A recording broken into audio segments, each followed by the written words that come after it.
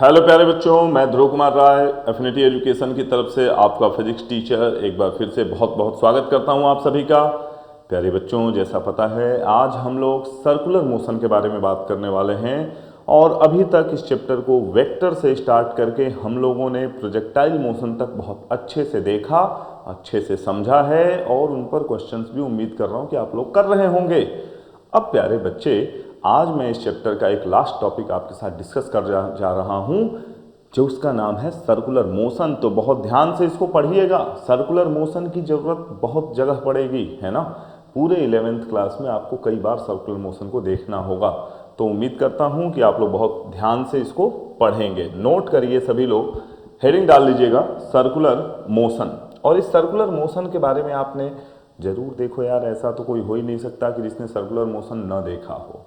आपने देखा होगा गोल चक्करों पर जब गाड़ी घूमती है, राउंड अबाउट पर, टर्निंग पर, है ना, या रस्सी में पत्थर बांध के आपने घुमाया हो, अगर किसी चीज़ को घुमाया है कभी ऐसे रस्सी में पत्थर बांध के ऐसे ऐसे घुमाया हो, फिर छोड़ दिया है उसको अचानक से, तो आपने इमेजिन किया है उसका मोशन कैसा होता है, कैसे जाता है। आइए देखते हैं आज, है ना।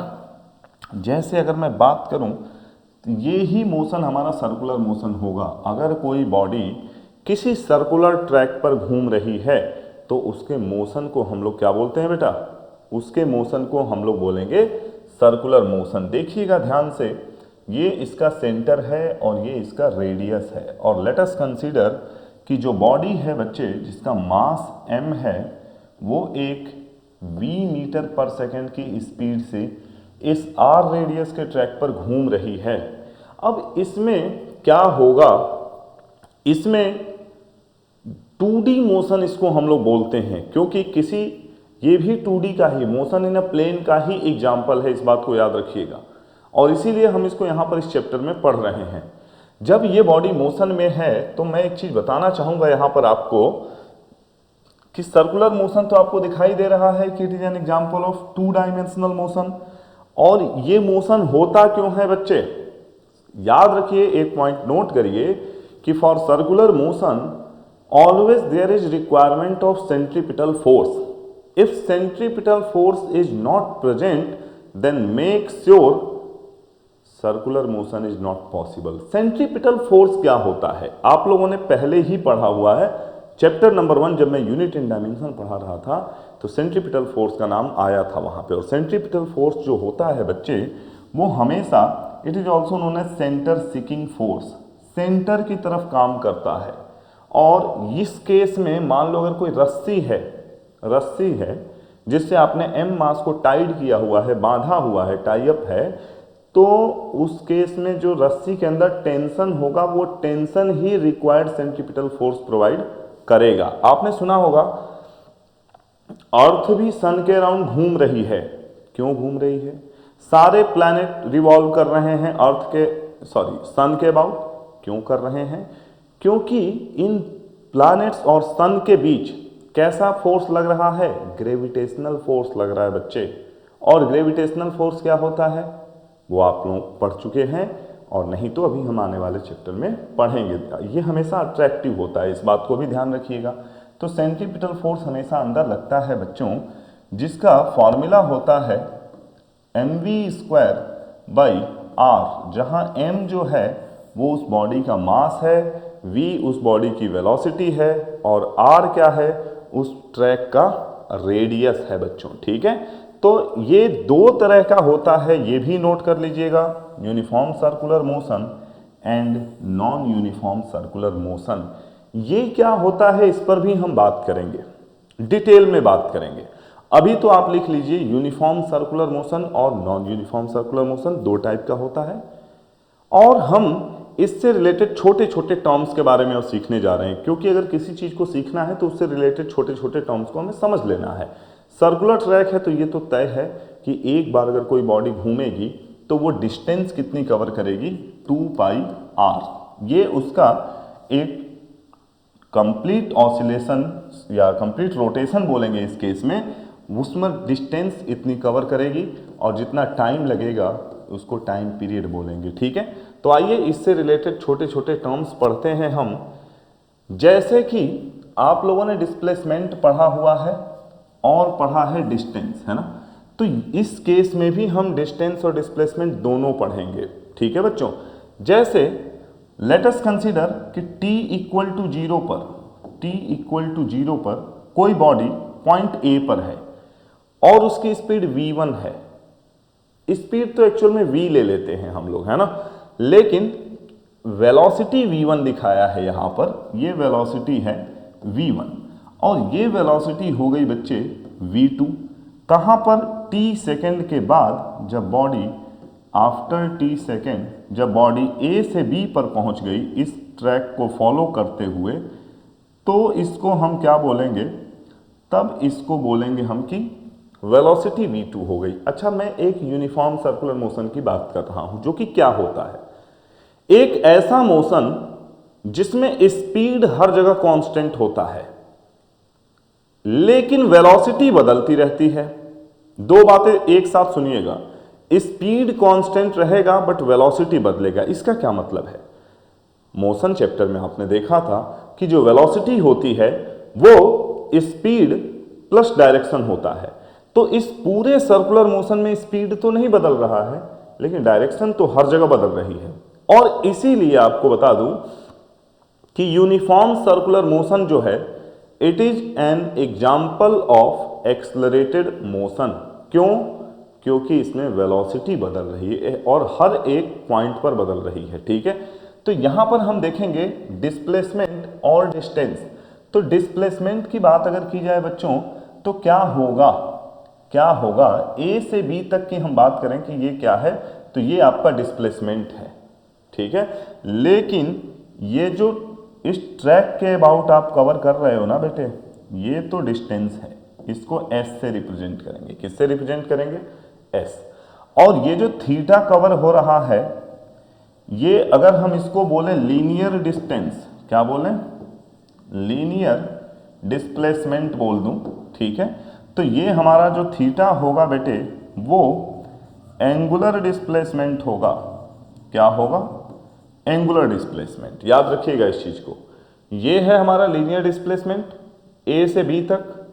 एक्चुअल में अगर ये छोटा नहीं है तो आप इसको ऐसे दिखाएंगे, है ना, लेकिन मैंने ये माना हुआ कि ये बिल्कुल छोटा है, काफी स्मॉल है ये, है ना। तो A से B यानी क्या? फाइनल डिस्प्लेसमेंट अगर आपको लिखना हो तो आप कैसे लिखेंगे? A से B क्या होगा बेटे? OB minus OA, final minus initial, OB minus OA लिखेंगे आप, ठीक है। और आप देख पा रहे हो ना कि OB क्या है? वेक्टर R2 है और ये क्या है? वेक्टर R1 है। तो ये डिस्प्लेसमेंट है। और अगर मैं ये बोलूं कि ये स्मॉल है, क्या है? डिस्प्लेसमेंट अगर स्मॉल है तो ये थीटा एंगुलर डिस्प्लेसमेंट और लीनियर डिस्प्लेसमेंट में जो रिलेशन आएगा वो आएगा theta is equal to S by R।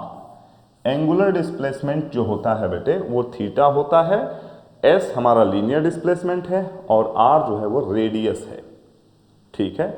तो यहां से हमारा angle equal to arc upon radius. Clear है? इस चीज को आप नोट कर लीजिएगा।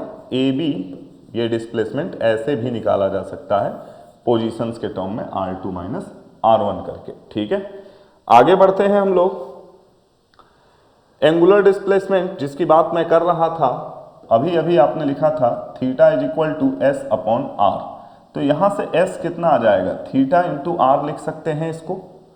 एक रिलेशन आप इसको नोट कर लीजिएगा, ये रिलेशन है किसमें? लीनियर डिस्प्लेसमेंट और एंगुलर डिस्प्लेसमेंट में।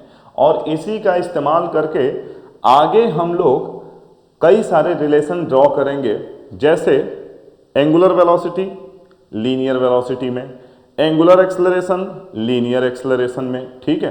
तो आप देखते रहिए, आगे बढ़ते हैं हम लोग। हेडिंग डाल दिया गया है relation between linear displacement and angular displacement. अभी इसको मैं समझा चुका हूं, यहीं से मैं दो तीन चीजें लेने जा रहा हूं। जैसे आप देखो एंगुलर डिस्प्लेसमेंट थीटा क्या था? S बाई R था और S हमने लिख लिया था R इंटू थीटा, ठीक है। तो हम अगले स्लाइड पे चलेंगे और इसी का इस्तेमाल करेंगे। अभी लिख लीजिएगा कि रिलेशन बिटवीन लीनियर डिस्प्लेसमेंट और एंगुलर डिस्प्लेसमेंट जो होता है वो S equal to R theta होता है, ठीक है। और इस थीटा की यूनिट क्या होगी बेटे, रेडियन होगा, लिख लीजिएगा। और इसका तो आपको पता ही है, मीटर, है ना। नेक्स्ट देखते हैं हम लोग एंगुलर वेलोसिटी। आपने लीनियर वेलोसिटी के बारे में सुना होगा बेटे, और इस ट्रैक पर जब आप देख रहे हो ना, देखो बहुत अच्छी अच्छी चीजें पढ़ने को मिलेंगी, लेकिन शुरुआत में थोड़ा सा आपको पेशेंस रखना होगा।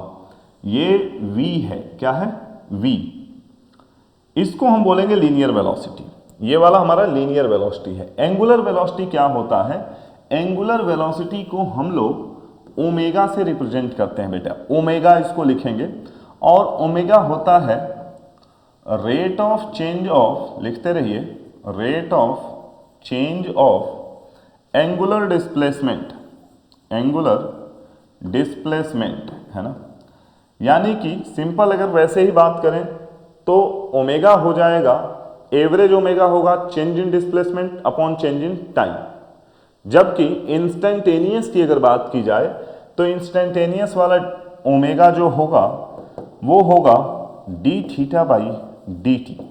ठीक है बेटे, ये है आपका इंस्टेंटेनियस, ठीक है। और अगर आप एवरेज की बात करो तो delta theta upon delta T लिख सकते हो।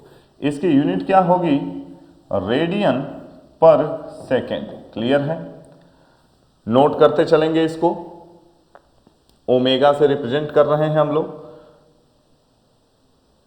नेक्स्ट आगे देखते हैं, हेडिंग डाल लीजिएगा, relation between angular velocity and linear velocity.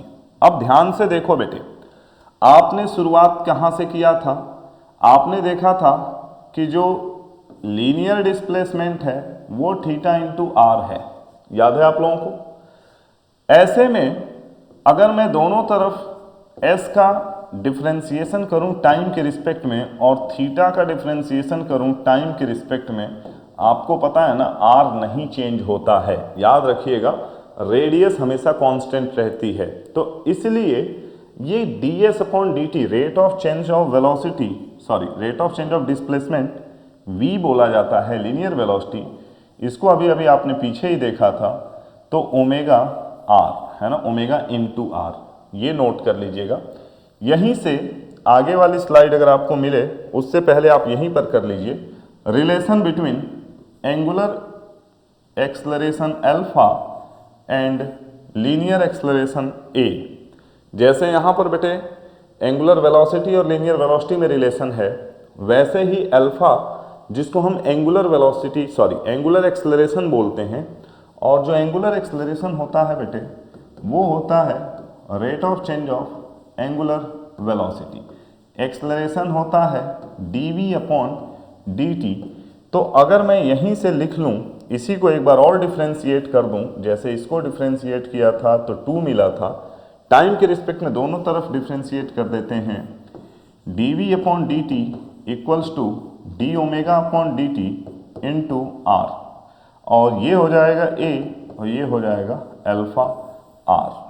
ठीक है, तो ये रिलेशन हो गया हमारा लीनियर एक्सेलरेशन और angular acceleration, linear velocity angular velocity, linear displacement angular displacement. ठीक है, ये तीनों को अच्छे से आप समझ लीजिए, नोट कर लीजिए। आगे हम लोग, जैसे हमारे पास 3 इक्वेशन ऑफ मोशन होते थे लीनियर मोशन के लिए, वैसे ही हम लोग एंगुलर वेलोसिटी के अकॉर्डिंग भी उसको लिख लेंगे। ठीक है, 3 इक्वेशन ऑफ मोशन।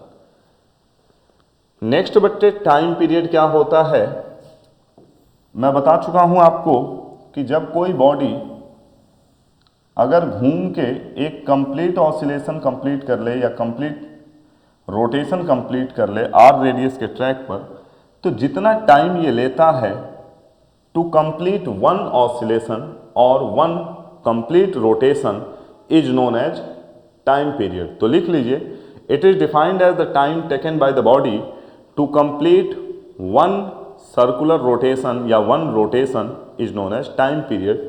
वेरेज फ्रीक्वेंसी, जिसको हम लोग न्यू से रिप्रेजेंट करते हैं या फिर एफ से, ये 1 अपॉन टाइम पीरियड होता है, मीन्स इसकी यूनिट हो जाएगी पर सेकेंड या फिर हर्ट्ज, और डेफिनेशन लिखना चाहें तो ये लिख सकते हैं कि the number of oscillations in 1 second, number of oscillations in 1 second, उसको हम लोग फ्रीक्वेंसी बोलते हैं बेटे।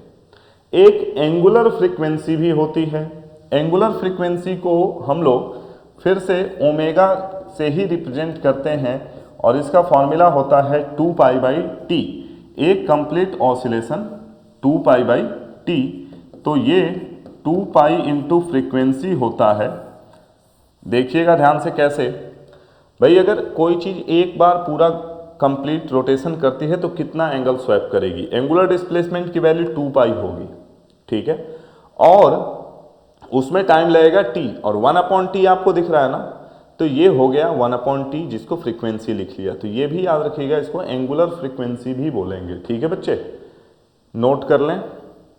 आगे बढ़ते हैं हम लोग। नेक्स्ट ये क्या है, relation between angular velocity, frequency and time period, यही अभी लिखा था हमने, है ना, जिसको omega equal to 2 pi by T या फिर 2 पाई इंटू फ्रीक्वेंसी, ठीक है बच्चों। चलिए आगे बढ़ते हैं। ये बता चुका हूं आपको, एंगुलर एक्सेलरेशन के बारे में भी बता चुका हूं, नोट कर लीजिएगा।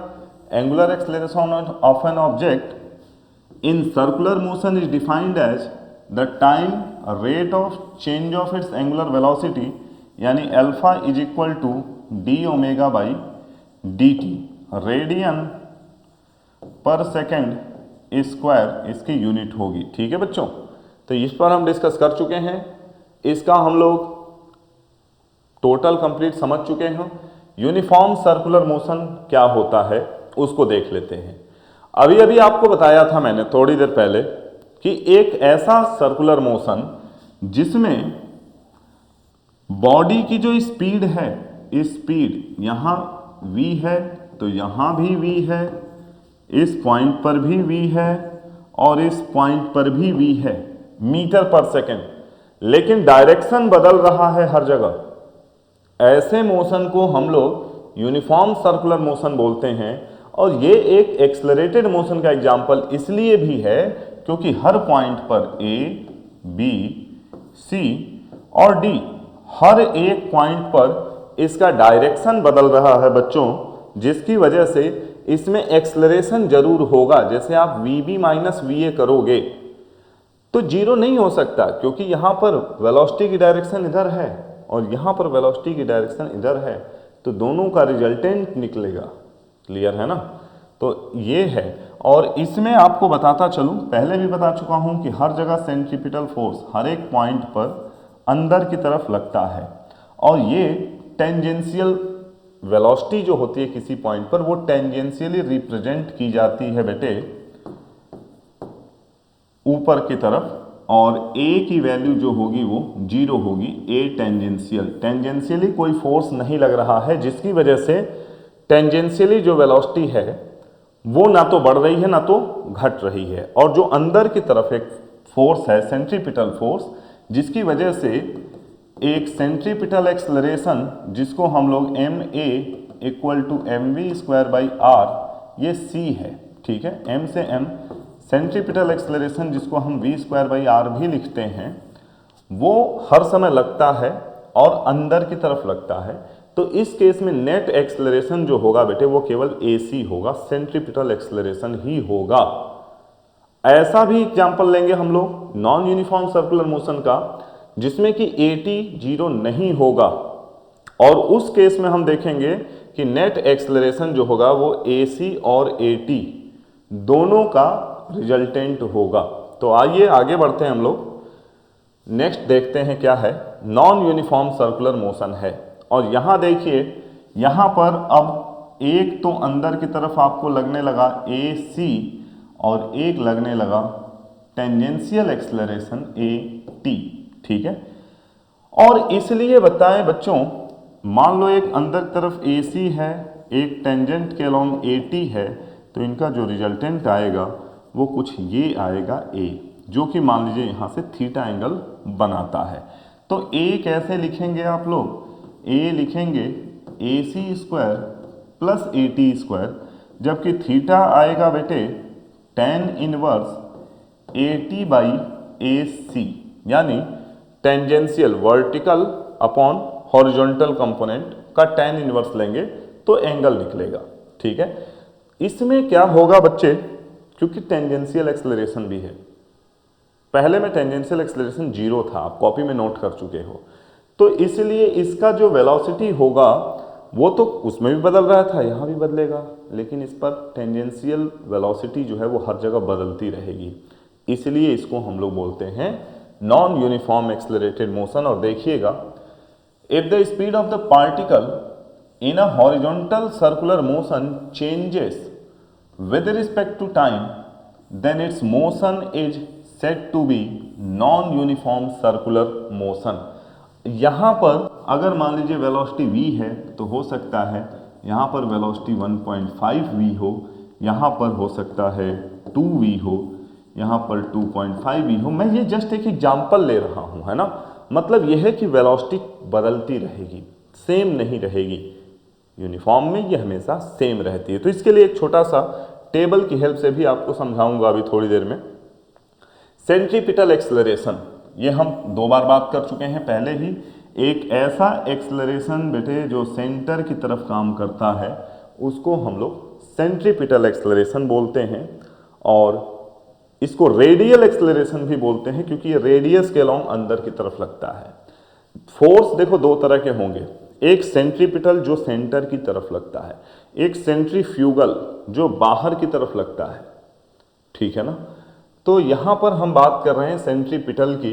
देखेंगे, acceleration acting on the object undergoing uniform circular motion is called centripetal acceleration. और अभी अभी आपको बताया था मैंने कि AC जो होगा वो v²/r होगा। एक छोटी सी इसकी डेरिवेशन भी होती है जिसमें हम लोग वेलोसिटी ले लेते हैं, यहाँ v1, यहाँ v2, यहाँ r1, यहाँ r2, इस तरह से करके करते हैं, लेकिन आपका उससे कोई मतलब नहीं है बहुत ज़्यादा, है ना, तो उस पर मैं नहीं जा रहा हूँ। सेंट्रीपिटल एक्सेलरेशन v²/r, इसको आप याद रखिएगा। ठीक है बेटे। नेक्स्ट टेंजेंशियल एक्सेलरेशन, जिस पर अभी हम बात कर ही रहे थे। It acts along the tangent to the circular path at point P in the plane of circular path, which always increases the tangential velocity or decreases the tangential velocity। ये या तो वेलोसिटी को बढ़ाएगा बच्चे, या फिर वेलोसिटी को क्या करेगा, डिक्रीज करेगा। ठीक है, तो हम आगे बढ़ते हैं, AT से इसको रिप्रेजेंट करते हैं। एक टेबल पर ध्यान दीजिएगा, टेबल की हेडिंग होगी टेंजेंशियल एंड सेंट्रीपिटल एक्सेलरेशन, और उसके बेसिस पर हम एक चार्ट तैयार करेंगे। सेंट्रीपिटल एक्सेलरेशन ये है अपना, अगर AC 0 है बच्चे और AT भी 0 है, कैसा है, AT भी 0 है, सेंट्रीपिटल एक्सेलरेशन 0 है, इसका मतलब समझते हैं, चमत्कार हो गया भाई साहब। किसी भी कीमत में आप इसको सर्कुलर मोशन नहीं करा सकते क्योंकि सेंट्रीपिटल फोर्स ही 0 हो गया, सेंट्रीपिटल एक्सेलरेशन ही 0 हो गया। समझ पा रहे हैं मेरी बात को? सर्कुलर मोशन की प्रायोरिटी है, मिनिमम बेसिक रिक्वायरमेंट है कि सेंट्रीपिटल फोर्स का होना बहुत जरूरी है। जो कार हम घुमा लेते हैं ना, टर्निंग पर टर्न ले लेते हैं, वहां पर भी सेंट्रीपिटल फोर्स का रोल होता है। अगर सेंट्रीपिटल फोर्स नहीं होगा दोस्त तो सर्कुलर मोशन पॉसिबल ही नहीं है, भूल जाओ। ठीक है, तो इसके लिए नेट एक्सेलरेशन ही 0 हो गया, तो इसको बोलेंगे टाइप ऑफ मोशन क्या है, टाइप ऑफ मोशन होगा uniform translatory motion. Uniform translatory motion बोले तो ऐसा मोशन स्ट्रेट लाइन मोशन। ठीक है, और वो भी यूनिफॉर्म, ना तो स्पीड बढ़ रही है ना तो स्पीड घट रही है। दूसरा सेकंड पॉइंट, अगर AC 0 है और AT 0 नहीं है तो नेट एक्सेलरेशन क्या आएगा। नेट एक्सेलरेशन मैंने लिखा तो था, A = √AC² + AT²। AC 0 है तो नेट एक्सेलरेशन AT आ जाएगा, और इसको हम बोलेंगे motion in a straight line but accelerated motion. ठीक है, या नॉन यूनिफॉर्म मोशन भी बोल सकते हैं। एक्सेलरेटेड ट्रांसलेटरी, Y लिखिएगा यहाँ, ट्रांसलेटरी मोशन। क्लियर है? अब आते हैं हम लोग कि सेंट्रीपिटल फोर्स जीरो नहीं है, means AC is not zero. और अगर AT जीरो है तो बधाई हो, यूनिफॉर्म सर्कुलर मोशन हो रहा है, क्योंकि टेंजेंशियल जीरो है। तो टेंजेंशियली जो वेलोसिटी है वो हर जगह सेम रहेगी, ना तो बढ़ेगी ना तो घटेगी। यूनिफॉर्म सर्कुलर मोशन का एग्जाम्पल होगा। और अगर AC भी जीरो नहीं है, AT भी जीरो नहीं है, तो ये नॉन यूनिफॉर्म सर्कुलर मोशन होगा, क्योंकि उस टाइम पर जो A होगा वो under root AC square plus AT square होगा भैया, ठीक है ना। इस पर हम बहुत डिटेल में चर्चा कर चुके हैं, इसलिए अच्छा हाँ, ये टेबल आप अपने पास रखिएगा, बहुत बेसिक टेबल है, ऐसा कोई नहीं कि बहुत बड़ी बड़ी बातें, लेकिन बहुत छोटी छोटी बातों से क्वेश्चन अच्छे से होने लगते हैं, इसके लिए इसका होना जरूरी है आपके पास। आगे बढ़ते हैं हम लोग। और आपको याद है हमारे पास 3 इक्वेशन ऑफ मोशन होती थी, लीनियर वाली, यहां मैं लीनियर वाली लिखूंगा इधर, है ना, लीनियर मोशन की equation, linear motion, equations of linear motion.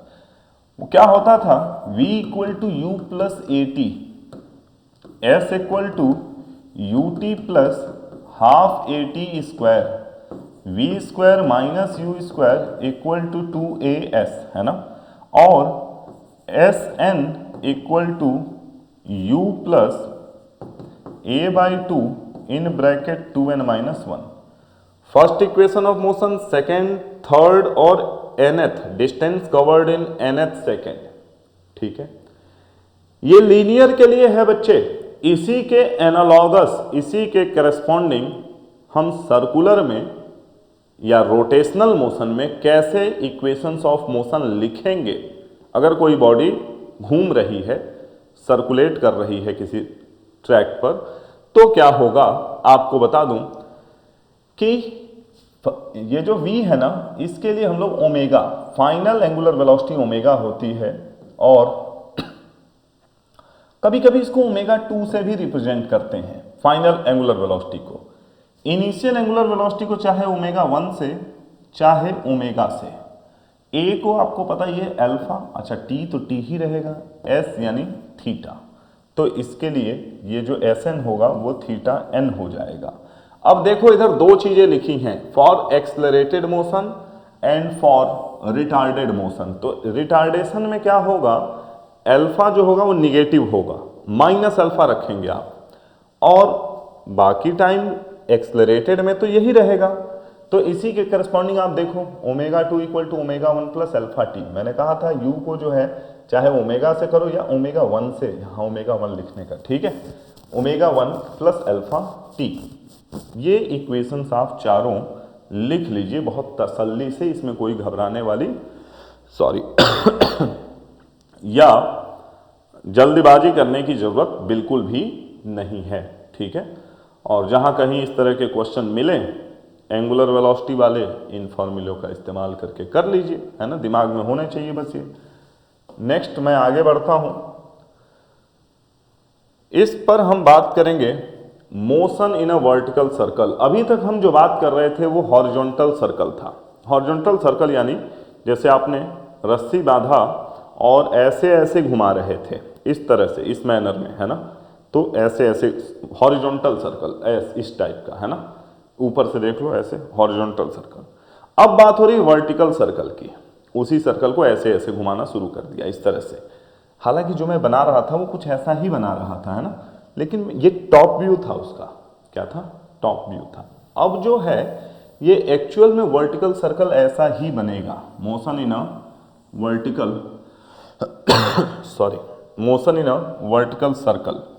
आप मान लो कि ये जो है सेंटर है और यहाँ पर एक बॉडी बधी हुई है जिसका मास m है, ए पॉइंट पर। आप अगर इसको घुमाने की कोशिश करो ना तो ये क्या करेगा, आपको, आपने कभी, पता नहीं, मैं नहीं जानता, ये जो दूध लाने वाला एक डब्बा होता ना या छोटी बाल्टी, उसमें पानी भर लो, आधा भरो, पूरा मत भरो, और उस बाल्टी को ऐसे लेके थोड़ा सेफ तरीके से ऐसे घुमाओ, आप देखोगे कि उसमें का पानी नीचे नहीं गिर रहा है। ये भी हो सकता है कि पानी नीचे गिर भी जाए, लेकिन आप ये देखोगे कि जब तेजी से घुमाओगे तो पानी उसमें का बाहर नहीं गिरेगा, या पूरा सर्कल कंप्लीट करोगे।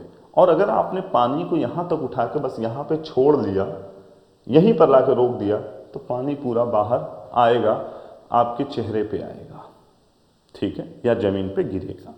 तो ये एक एग्जाम्पल है वर्टिकल सर्कल का। गांव में जो कुछ बच्चे होते हैं वो अपना ऐसे लेके घुमाते रहते हैं। एक सेकंड जरा सा।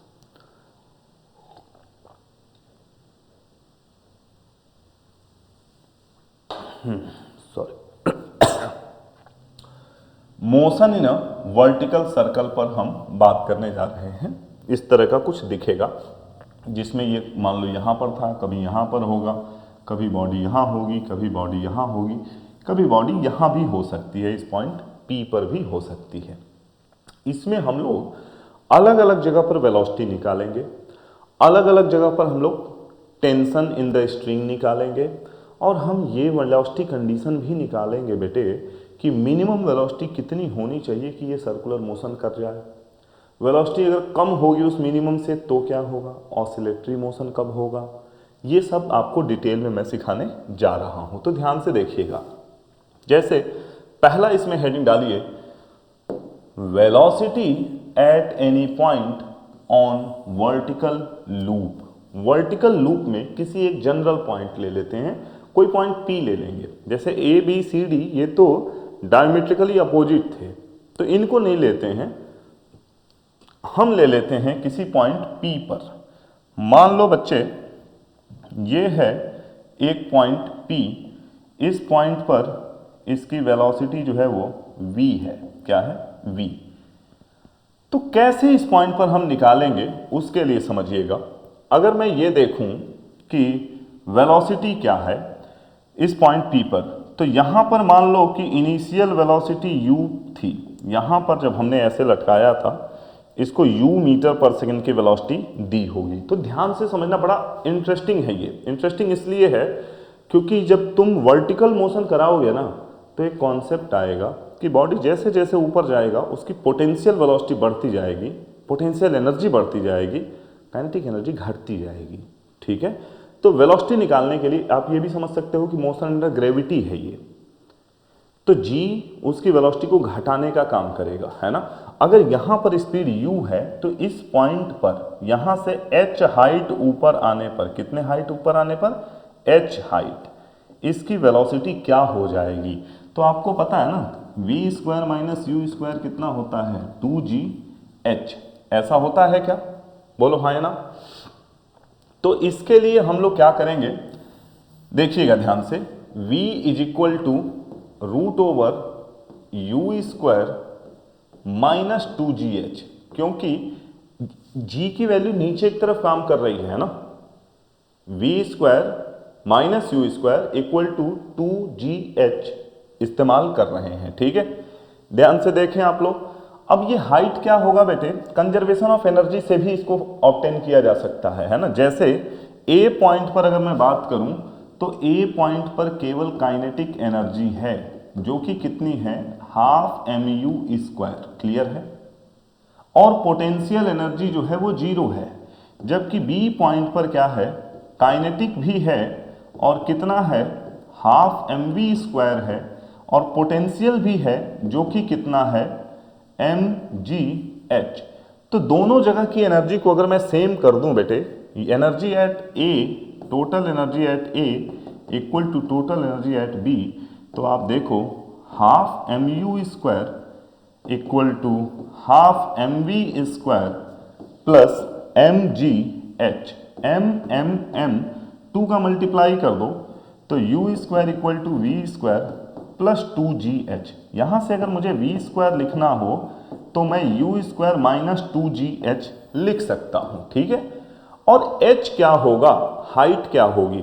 तो ध्यान से देखो, अगर ये पूरी लेंथ l है, ये रेडियस l है, तो ये वाली जो लेंथ है बच्चे, ध्यान से देखते रहेंगे, ये कितनी हाइट ऊपर गया है, यहां से यहां तक मान लो ये h है। ठीक है, ये एंगल अगर थीटा है बच्चों और ये l है तो ये l cos थीटा हो जाएगा। इट मीन्स कि h की वैल्यू आएगी वो आएगी L minus L cos theta, means L into 1 minus cos theta, जो आपको यहाँ दिख जाएगी। इसी में h की जगह आप ये वाली वैल्यू लाके रख दो। तो ये कैसा कन्वर्ट हो जाएगा आप देखते चलिएगा। सॉरी, है ना। v स्क्वायर कितना आ जाएगा बेटे, u square minus 2g L into 1 minus cos theta. अब आपको बताएं, आप यहां तक भी छोड़ सकते हैं और एक काम और कर सकते हैं। ये जो कॉस थीटा होता है ना, कॉस थीटा क्या हो गया, कॉस थीटा, कॉस थीटा का एक फॉर्मूला होता है बेटे 2 cos square theta minus 1 theta by 2, या फिर 1 minus 2 sine square theta by 2। ये दो फॉर्मूले आप इस्तेमाल कर सकते हैं। तो v स्क्वायर को क्या लिख सकते हैं, u square minus 2gl into 1 minus, अगर आप इसको यूज करते हैं तो ये 1 और 1 कैंसिल हो जाएगा और ये हो जाएगा 4gl sine square theta by 2। ठीक है, ये भी एक फॉर्मूला हो सकता है। ठीक है, वैसे आप इसको नोट कर लें, जो ये वाला फॉर्मूला हमारा आया है, जो ये है v equal to root over u square minus 2gl 1 minus cos theta, ये भी एक फॉर्मूला है। ठीक है, इससे हम अलग अलग पोजीशन पर b पर, c पर, d पर और a पर, क्योंकि देखो जब b पर होगा तो एंगल 90 हो जाएगा, c पर पहुंचेगा एंगल 180 हो जाएगा, d पर पहुंचेगा एंगल 270 या माइनस 90। ठीक है, a पर आ जाएगा एंगल 360, है ना। तो ये हमने क्या निकाला, velocity at any point. Clear है बेटे, अलग अलग पॉइंट पर एक टेबल के माध्यम से मैं आपको सारी वेलोसिटी लिखवा दूंगा, है ना, चिंता ना करें। अब एक बड़ा ही इंपॉर्टेंट पॉइंट आया है मेरे भाइयों, और वो इंपॉर्टेंट पॉइंट है टेंशन एट एनी पॉइंट। जैसे अभी हमने वेलोसिटी निकाला था एक फिक्स पॉइंट पर, पॉइंट P ले लिया था, कॉमन पॉइंट लिया था, जनरल पॉइंट लिया था, वैसे ही हम यहां पर क्या कर देंगे, यहां पर हम लोग एक पॉइंट P ले लेंगे, इसी जनरल पॉइंट पर इसका वेट तो नीचे काम करेगा कि नहीं करेगा बताइएगा। टेंशन निकालने जा रहे हैं, ये थीटा है तो ये भी थीटा, तो ये वाला कंपोनेंट हमारा क्या हो गया, ये वाला हो गया mg cos theta plus mv square by r। ये बैलेंस कर रहा होगा, अंदर की तरफ क्या लग रहा है, t। ठीक है, तो अगर आप t की बात करो तो देख रहे हो ना, अंदर की तरफ t और कौन सा, इधर की तरफ दो फोर्स आपको दिख रहे हैं। तो क्या आप ये लिख सकते हो यहां से बेटे, t minus mg cos theta is equal to mv square by r, या फिर l, है ना। r लिख सकते हो या फिर l लिख सकते हो। कैसे, आप देखो ना, mg cos थीटा और mv स्क्वायर बाई r, ये सेंट्रीफ्यूगल दिखा दिया यहां, है ना, सेंट्रीफ्यूगल। या ये समझिए कि टेंशन अंदर लग रहा है तो उसमें सपोर्टिंग सेंट्रीपिटल की अगर बात की जाए तो दोनों का डिफरेंस ही क्या होगा, mv स्क्वायर बाई r होगा mg cos थीटा का। ठीक है, तो यहां से एक पॉइंट क्या निकलेगा बेटे, हम t को क्या लिख सकते हैं, t को हम लिख सकते हैं mg cos theta plus mv square by r, जो कि डायग्राम में ही दिख रहा है। तो आप डायग्राम से भी डायरेक्ट लिख सकते हो, टेंशन अंदर तरफ और ये दोनों सॉरी, ये दोनों बाहर की तरफ। ठीक है, अब आप ध्यान से देखो अगर, तो ये क्या होगा, v की वैल्यू आप पीछे से ला के रख दो, v जो आपने लिखा था ना अभी उस वैल्यू को लाके यहां रख दो, तो ये आपका बन जाएगा t इक्वल टू, लिख लीजिएगा इसको, साथ में लिखते चलिएगा, m by L in bracket u square minus g into L 2 minus 3 cos theta. ठीक है, क्योंकि v हमने ये लाके यहाँ पर रख दिया, तो ये टेंशन आप याद रख लीजिए। अगर वहाँ नहीं दिख रहा है तो यहाँ पे मैं लिख देता हूँ m बाई एल ब्रैकेट में u square minus G L bracket 2 minus 3 cos theta. इसको नोट कर लीजिएगा, ये टेंशन का फॉर्मूला, ये रेडियस जो लिखा ना वो l के बराबर है। ठीक है बेटा, इसको नोट कर लें। यहाँ पर हमने कुछ नहीं किया, बस ये v की जगह जो पिछला वाला वेलोसिटी आपने अभी भी निकाला था उसको रख दिया। ठीक है, और बहुत सिंपल है ये, बहुत सिंपल। देखिएगा, टेंशन अंदर की तरफ, और ये दोनों बाहर की तरफ, ठीक है। mg cos theta plus mv square by R को बैलेंस करने के लिए यहां पर कौन है, टेंशन है, क्योंकि वेट का भी एक कंपोनेंट इधर लग रहा है, वेट का भी एक कंपोनेंट इधर लग रहा है। mg cos थीटा, ये वाले की तो खैर बात ही नहीं करेंगे, ये भी लगेगा एक mg sin थीटा। इस फॉर्मूले से जो अभी अभी हमने निकाला था उससे हम लोग अलग अलग जगह पर टेंशन निकालेंगे, थीटा की वैल्यू रिप्लेस करते रहेंगे, टेंशन अलग अलग आता रहेगा। चलते हैं नेक्स्ट पर और एक टेबल ड्रॉ करिए फटाफट। Velocity and tension in a vertical loop.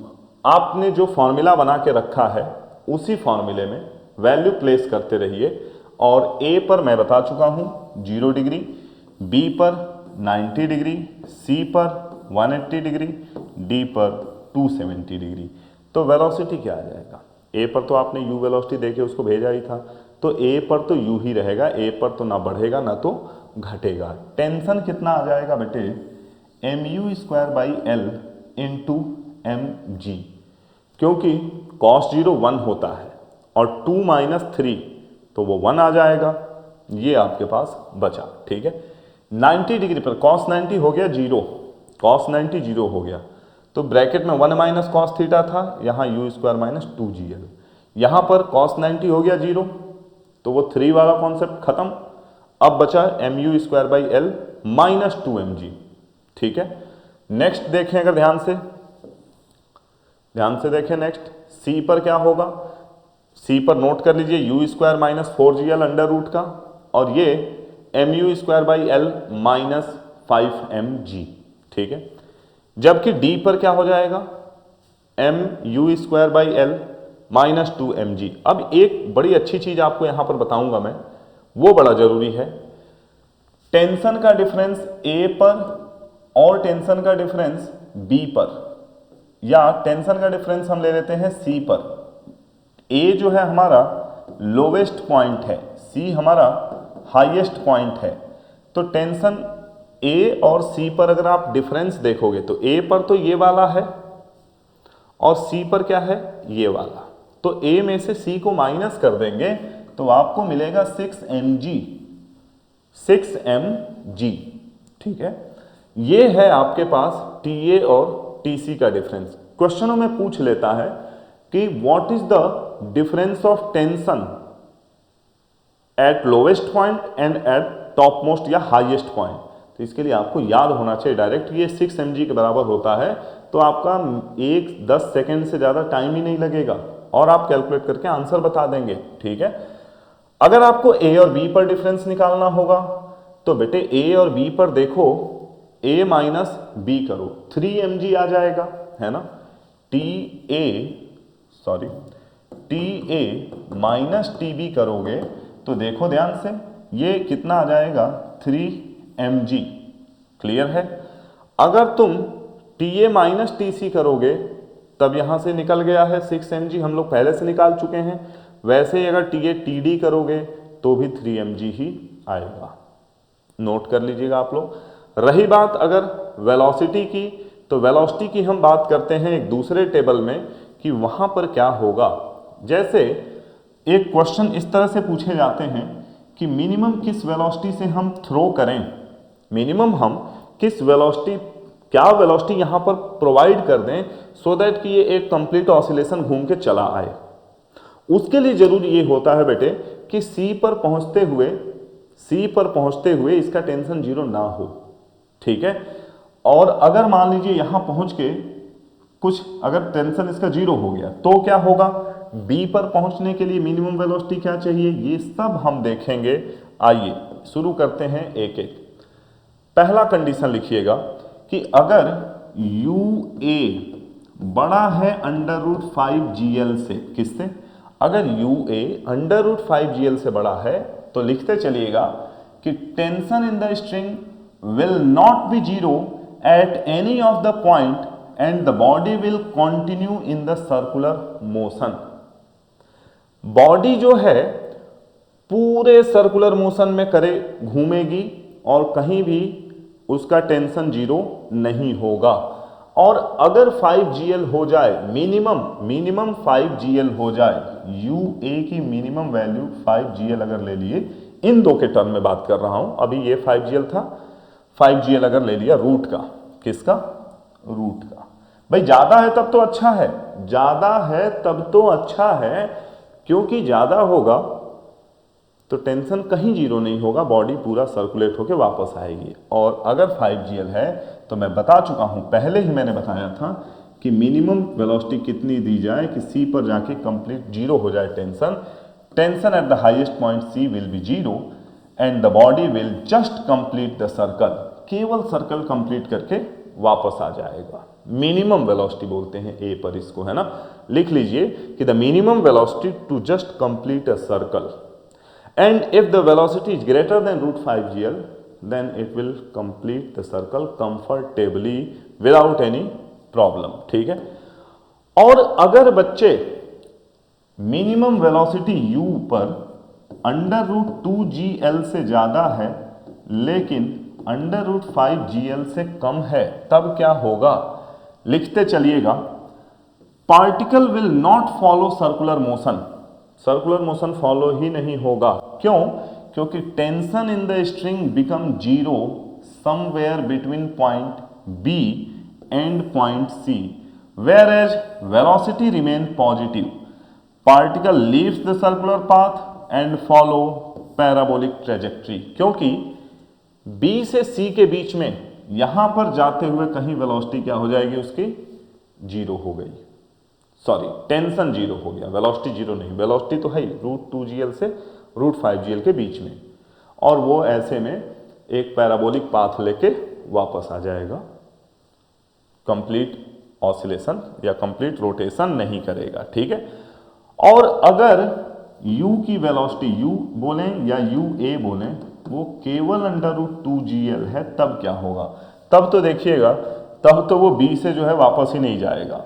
Both velocity and tension in the string becomes zero at point B, केवल बी पर जाके दोनों जीरो हो जाएंगे, और फिर क्या होगा, particle will oscillate along semi circular path, यहां से आएगा वापस यहां जाएगा, इस तरह से सेमी सर्कुलर ट्रैक पर वो घूमता रहेगा। क्लियर है? कब? जब वेलोसिटी अंडर रूट 2gl हो जाए। तो बहुत इंपॉर्टेंट पॉइंट पर बात चल रही है और ये आपको समझना ही होगा, इसमें कोई ऑप्शन नहीं है भाई, ये पॉइंट दिमाग में होने चाहिए।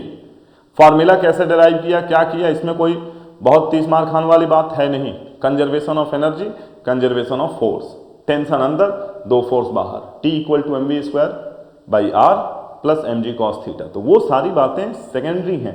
v² की वैल्यू आपको पता था, ला के रख दिया, टेंशन है अलग अलग प्लेसेस पे, टेंशन आ गया। लेकिन ये वेलोसिटी वाला कॉन्सेप्ट याद होना चाहिए भाई, ठीक है ना। और अगर अंडर रूट 2gl से भी कम हो गई वेलोसिटी की वैल्यू, अगर अंडर रूट 2gl से भी कम हो गई a पर, तब क्या होगा, लिख लीजिएगा कि velocity of particle becomes zero between a and b। अब ये b पर भी नहीं पहुंचेगा। पहले क्या हो रहा था, अगर ये 5gl था तो चुपचाप घूम गया, 5gl से ज्यादा था आराम से घूमा, कोई दिक्कत नहीं थी। रूट 5gl, जब मैं 5gl कह रहा हूं तो रूट की बात है ना, रूट 5gl और रूट 2gl से बड़ा, रूट 5gl से कम था तो कहीं b और c के बीच में टेंशन जीरो हो गया, वहीं से लटक के वापस आ गया, पैराबोलिक पाथ। रूट 2gl अगर था तो b तक पहुंचा, उसके बाद सेमी सर्कुलर ट्रैक पर घूमता रहा। और अगर रूट 2gl से भी कम हो गया तो पार्टिकल का इस पॉइंट के बीच में ही कहीं टेंशन जीरो हो जाएगा, सॉरी जो है वेलोसिटी जीरो हो जाएगी, और क्या होगा, टेंशन जीरो नहीं होगा, जिसकी वजह से particle will oscillate about point A. यानी मान लीजिए यहां से यहां गया, यहां से आया वापस, इस तरह से सेमी सर्कुलर ट्रैक पर नहीं जा पाएगा, क्योंकि वेलोसिटी अंडर रूट 2gl से भी क्या है, कम है। तो मैं ये बातें अगर आपको समझा चुका हूं, आप नोट्स बना चुके हैं, तो आप देखिएगा बहुत बेनिफिट मिलेगा आपको। और दूसरा ये जो मैंने आप लोगों को टेंशन का डिफरेंस बताया था, जैसे टॉप मोस्ट और बॉटम मोस्ट, है ना, मतलब निचले और ऊपरे 6 mg, तो ये सब बहुत बेनिफिशियल चीजें हैं आपके लिए। आइए शुरू करते हैं हम क्वेश्चन, क्योंकि अब क्वेश्चंस का बड़ा इंपॉर्टेंट रोल होगा। क्वेश्चंस पर ध्यान दीजिएगा, मैं एक एक क्वेश्चन लेके चलता हूं। पहला क्वेश्चन है, 2 racing cars of mass m1 and m2 are moving in a circles of radius r1 and r2 respectively. Their speeds are such that each makes a complete circle in the same duration of time the ratio of their angular speed of the first to the second, यानी omega 1 is to omega 2 आपसे पूछ रहा है। ठीक है बेटा, अब ध्यान से देखना ओमेगा क्या होता है। ओमेगा की अगर बात की जाए कैसे रिलेटेड है ओमेगा, ओमेगा कैसे रिलेटेड है, रेडियस सेम है m1 m2, रेडियस सेम नहीं है एक्चुअल में, यहाँ r1 और r2 है। ये एक ट्रैक है जिसका रेडियस r1 है, इस पर घूम रहा है m1 मास वाला, एक ये रेडियस है r2 जिस पर घूम रहा है m2 मास वाला।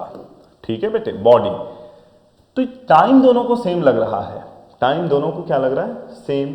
तो टाइम क्या होगा यहां से बताओ ना जरा, टाइम होता है डिस्टेंस 2 पाई r upon speed, upon speed. ठीक है, तो टाइम हो गया डिस्टेंस अपॉन स्पीड, और ये जो स्पीड है ये क्या होता है 2 पाई r, v होता है r इंटू ओमेगा, है ना। तो ये हो गया आपका क्या, r से r कट गया, t देखो ना कितना आया 2 पाई बाई ओमेगा, जो कि आपको पहले से पता है कि ओमेगा क्या होता है 2 पाई बाई टी। ठीक है, ये चीज आपको यहां रिफ्लेक्ट हो रही है। मास का कहीं कोई रोल है क्या, आप देख पा रहे हो, मास का कहीं कोई रोल हो तो मुझे भी बता दो।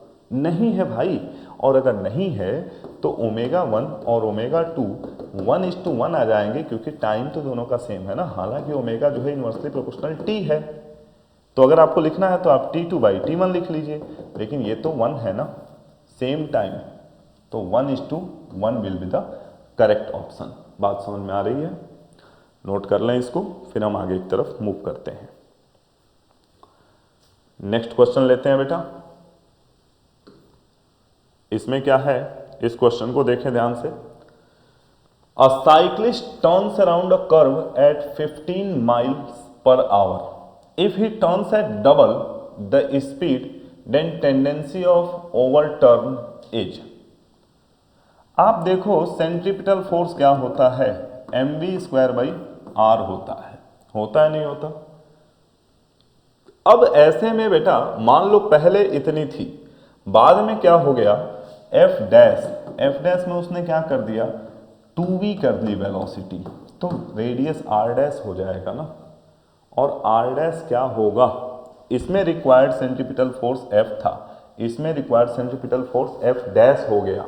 ठीक है, तो अब अगर आप ध्यान से देखोगे कि अब कितनी इसके मतलब टर्न करने की जो टेंडेंसी है वो क्या है, मुझे लगता है कि टेंडेंसी जो है वो क्या हुई है, बढ़ी है कि घटी है। आप देखें what is the, if he turns eight double speed, speed बढ़ा दी, स्पीड डबल कर दिया है, तो द टेंडेंसी टू ओवरटर्न करने की टेंडेंसी जो है वो 4 गुना दिख रही है मुझे, क्योंकि यहां पर ध्यान से देखिएगा F डैश जो हो गया है वो mv²/r इंटू रेडियस तो अभी भी सेम रहा, रेडियस नहीं चेंज हुआ है, r डैश भले दिखा लीजिए लेकिन रेडियस चेंज नहीं हुआ है, इंटू 4, यानी F डैश जो है वो 4 गुना हो गया है। सेंट्रीपिटल फोर्स होगा ज़्यादा तो ओवरटर्न की कंडीशन होगी, बॉडी सेंटर की तरफ जाएगी, टर्निंग बहुत मुश्किल हो जाएगा। ठीक है, और ये quadrupled option number B. Clear है बच्चों। नेक्स्ट देखिएगा, इसमें क्या है, a particle is moving in a circle of radius r with a uniform speed u, ऐसा ले लेते हैं। If c is the, question अधूरा लग रहा है, if c is the centre of the circle and let us consider d is a diameter, when passing through b the angular velocity of point about p and r in the ratio। ये question छोड़ देना भाई, जो भी है ना, ये इस क्वेश्चन को काट के निकाल देना निशान जी, क्योंकि ये इनकम्प्लीट क्वेश्चन है, टाइपिंग एरर है ये। ठीक है, नेक्स्ट लेते हैं हम लोग, इस पर आते हैं, ये यहां से लीजिएगा। ठीक है, चलते बच्चों नेक्स्ट क्वेश्चन पर। A car moving on a horizontal road may be thrown out of the road taking a turn। must be thrown out है ना, क्यों thrown out होगा, क्यों thrown out होगा, may be thrown out मतलब बाहर चला जाना। क्यों होगा? अगर रिक्वायर्ड सेंट्रीपिटल फोर्स मिलता तब तो वो घूम जाता, है ना। लेकिन आप याद रखिएगा कि बाय द ग्रेविटेशनल फोर्स का कोई मतलब नहीं है ना, ये कोई मतलब नहीं है उसका। Due to lack of sufficient centripetal force, ये एक सही ऑप्शन है, लेकिन हम और भी पढ़ेंगे। क्योंकि अगर आराम से घूमना चाहता है, सर्कुलर ट्रैक पर कोई बॉडी सर्कुलर मोशन करना चाहता है ना, तो वो चुपचाप घूम सकता है अगर सेंट्रीपिटल फोर्स प्रॉपरली मिल रहा है तो। अब टायर घिस गए हैं या बारिश हो गई है, ऐसे में ये सेंट्रीपिटल फोर्स को रिड्यूस करने का काम करते हैं, तब वो प्रॉपर टर्निंग नहीं हो पाएगी। तो लैक ही इसका एग्जाम्पल हो सकता है, due to rolling friction between, नहीं रोलिंग फ्रिक्शन का कोई रोल नहीं है यहाँ, due to the reaction of the ground, नहीं, B is the correct option. ठीक है, आप इसको नोट कर लें। हो गया हो तो बताइएगा। नेक्स्ट लेते हैं हम लोग, इसमें देखिएगा क्या है। Two particles of equal masses m1 और m2 दोनों बराबर हैं, मान लीजिए m के बराबर है, are revolving in a circular path of radii r1 and r2 respectively. यहाँ r1 कर लो और यहाँ r2 कर लो। ठीक है, दिखा देते हैं। यहाँ पर m मास का है r1, यहाँ पर भी m मास का है, रेडियस r2 है। ठीक है, विद द सेम स्पीड है, अच्छी बात है। The ratio of their centripetal forces is, तो देखो ना बेटे, पहले में F1 दूसरे में F2, तो m v square upon r1 upon m v square upon r2। ठीक है, अब ये क्या बोला है? इसने बोला तो है कि सेम मास है, रेडियस भी सेम नहीं है, रेडियस के बारे में कुछ नहीं बोला, वेलोसिटी सेम बोला है, सेम स्पीड, है ना। तो ये r2 बाई r1। ठीक है, option number A, r2 by r1, ये बहुत सिंपल हो गया। ठीक है, आगे बढ़ते हैं हम लोग, नेक्स्ट क्वेश्चन लेते हैं। यहां पर देखिएगा क्या है। A body of mass moves in a circular path with uniform angular velocity. ठीक है, जो ओमेगा है वो यूनिफॉर्म है, तो आप बोल सकते हो फिर कि v जो होगा ना वो भी यूनिफॉर्म होगा, लीनियर वेलोसिटी भी क्या होगी? यूनिफॉर्म होगी। The motion of the body has constant. देखो भाई, एक्सलरेशन तो है, चेंज हो रहा है क्योंकि डायरेक्शन बदल रही है, वेलोसिटी भी चेंजिंग है, मोमेंटम भी चेंजिंग है। यहाँ एक काइनेटिक एनर्जी है जो सेम रहेगा, क्योंकि kinetic energy half mv square होता है ना। और ओमेगा यूनिफॉर्म है तो v भी क्या होगा? यूनिफॉर्म होगा, इसलिए k जो होगा वो यूनिफॉर्म होगा बच्चों, लिख लेना, जो कि केवल हाफ mv स्क्वायर होगा। क्लियर है? तो ये है जो कांस्टेंट है बच्चे, बाकी सब तो वेरी ही कर रहा है ना। तो अभी हमने कुछ क्वेश्चंस किए जो कॉन्सेप्ट क्लियरिंग के लिए जरूरी है।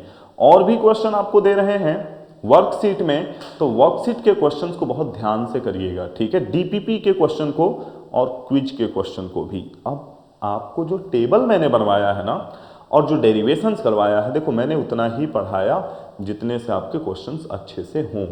बहुत ज़्यादा आपको फंसाने की कोई ज़रूरत नहीं है। आप हर चीज़ पर पीएचडी करते चलोगे तो बहुत सारी ऐसी चीज़ें मिलेंगी जहाँ फंस के रह जाओगे। तो वहाँ से निकलना है तो धीरे धीरे कॉन्सेप्ट को समझते हुए और एक अपने लिए अच्छा हेल्दी एटमॉस्फेयर जिसमें क्वेश्चंस हो पाए वो क्रिएट कर लेना है।